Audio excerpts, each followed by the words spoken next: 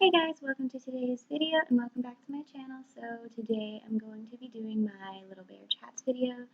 I was going to talk about my birth story, about how labor and delivery and me going into labor and everything that happened. I had to help my boyfriend with something for the baby, but yeah, I wanted to talk about my labor and delivery story, my birth story. Just go over it and talk because I've been doing updates on my pregnancy and everything. So I just want to point out that these videos probably won't go up for months because I kind of am on a demand schedule right now. Sorry, baby stuff never ends.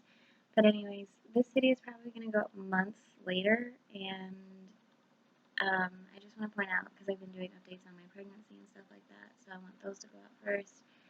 So he was born July 16th, and I did have a lot of issues. So I had a checkup on Wednesday because I gave birth to him on a Thursday. I had a checkup on a Wednesday, and as you guys know from my updated pregnancy videos, I've had very high blood pressure, and they thought it was preeclampsia. So they really thought I had preeclampsia on Wednesday, so they drew blood and told me to come back the next day to see what the results were and what they could do. So I come back Thursday, but before that, about 5 in the morning, I started having contractions.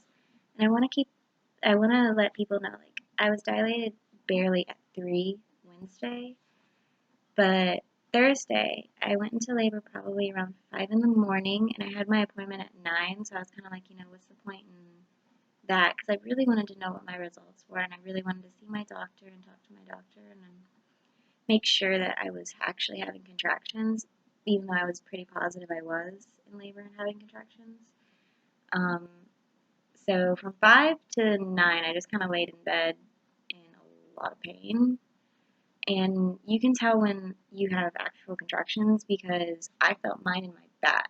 And my contractions started out, they were about a minute and a half lasting, and they were 5 minutes apart, which was pretty crazy because I've always heard that it takes a while for them to get like that, but that's how they started out. They stayed pretty consistent with that.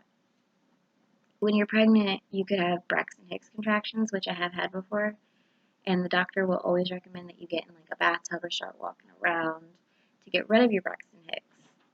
But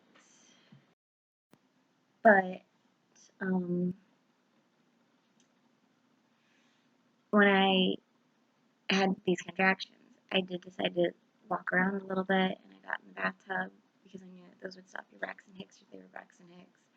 But you can really tell, my body told me I was in labor, and I kind of just instantly knew. I called my mother at work that morning when I was in the bathtub, and I told her what was happening, and she said, yep, you're probably in labor. Because I was still having the pain when I was in the water, and eventually the pain got pretty bad when I was walking that I would have to stop and kind of breathe through it, which is like labor and stuff like that. And there were times when if I was sitting down, then it wouldn't be as painful, so I would sit down instead.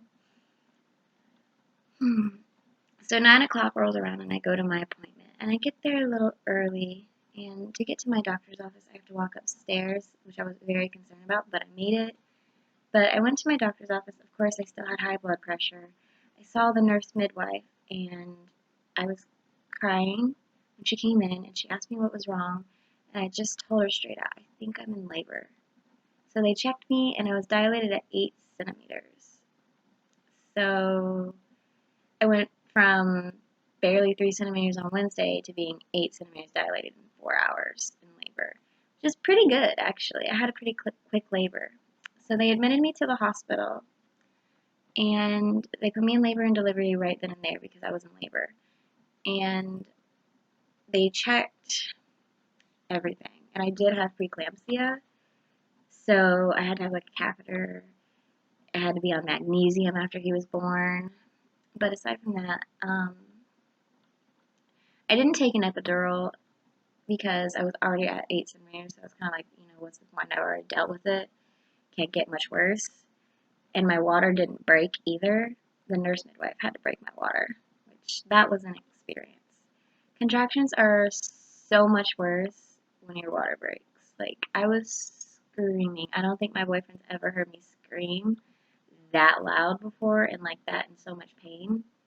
I think I was concerning him, but it was really painful. But I did it without an epidural and I pushed him out, kind of.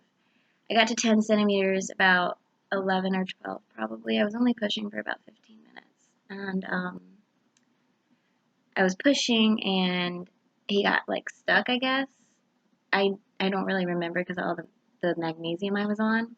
But I guess he got stuck and they had to get like the suction to grab his head because his heart rate was dropping and they pulled him out like that.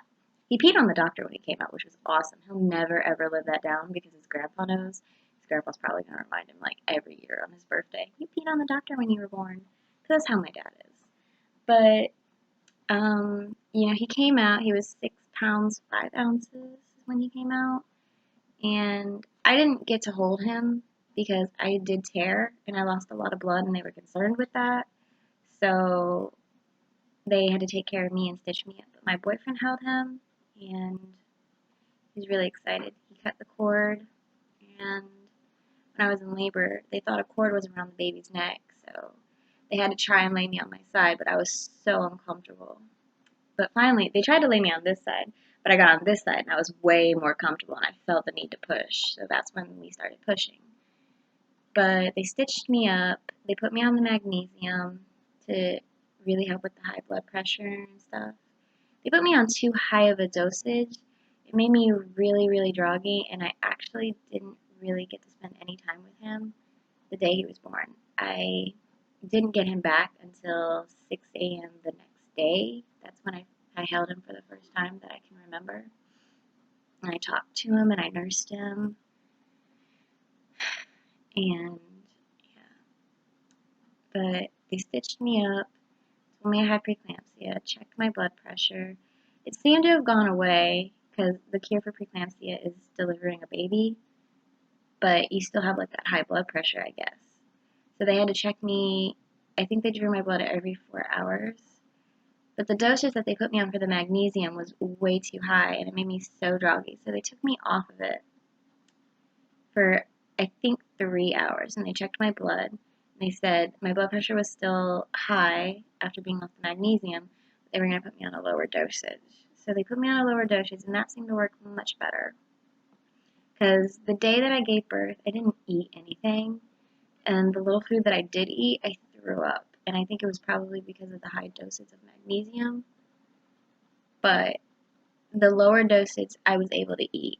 Of course, hospital food sucks. But they brought me like snacks and stuff like that for cereal. So that's pretty much all I really wanted was cereal, to be honest. And mashed potatoes. That was my first meal that I craved after having him was mashed potatoes and gravy. Which is crazy because that wasn't my favorite thing before I gave birth, before I got pregnant. But during the pregnancy, he actually liked mashed potatoes and gravy a lot. I think I had like 4 or 5 tubs of it, probably. Tubs, like giant things. So, yeah, I didn't have any pain medicine afterwards either, because for me, pain, I was so terrified of pain when I was like before I got pregnant. But now I'm kind of like, if you can survive going through contractions after your water breaks without an epidural, or even just being on your own, like I was for a little bit, and being in labor and just dealing with it, there's nothing you can't overcome. A woman's body is really amazing. And yeah, like, it was just something we were meant to do, and we were meant to deal with that pain. But if you can survive that, then you can survive any pain. And to be completely honest, I wasn't in too much pain. It was just when they would check my tummy to make sure everything was okay. And yeah, I don't know. It's just I didn't really want to do an epidural, and I didn't really want to be on pain medicine. I was kind of just ready to go. I was kind of like, you let me go the next day, I'll go. But because of my issues and the coronavirus. They really wanted to make sure I was okay, the baby was okay. He was born completely healthy. I was the one that had all the issues, which I was okay with for having to have all those issues because I can fight those off. He couldn't. So I was completely okay with having issues. But yeah, that's my birth story of going into labor, having him. I did it pretty much all on my own for 4 hours. I did wake my boyfriend up and tell him, I think I'm in labor. And he said, Are you really? I told him, I think I am. But I wanted to wait to go to the hospital because I really wanted to see if my water would break on its own, but it didn't. Um, and I want to do like a full in-depth video, bear chat video about dealing with preeclampsia and how I did it, how I dealt with it. I didn't really deal with it. It was very stressful. But I just want to talk about like all the information I got from having preeclampsia because maybe it'll help some other people. You never know. So I'm going to go ahead and end this video here because I'm going to title it Bear Chat's Birth Story, which is basically my labor and delivery story, but I didn't, some people record their labor and delivery. I didn't. I was a mess. So I just figured I'd tell the story. I got a lot of nurses that were calling me Superwoman though, and that felt really, really good. So I'm going to go ahead and end this video here. Like this video if you enjoyed. Give me a subscribe if you're not already subscribed. Join my little Boo Bear family. Don't forget I'm going to be doing a subscriber giveaway soon. And leave me a comment down below about what you guys think of how I dealt with my labor, or even tell me your birth stories, your labor and delivery stories. I think that a woman's body is amazing now, and I have so much more respect for people who have children and have multiple children because I don't think I could do it again, especially right now. I don't think I could do it again, just remembering all that pain.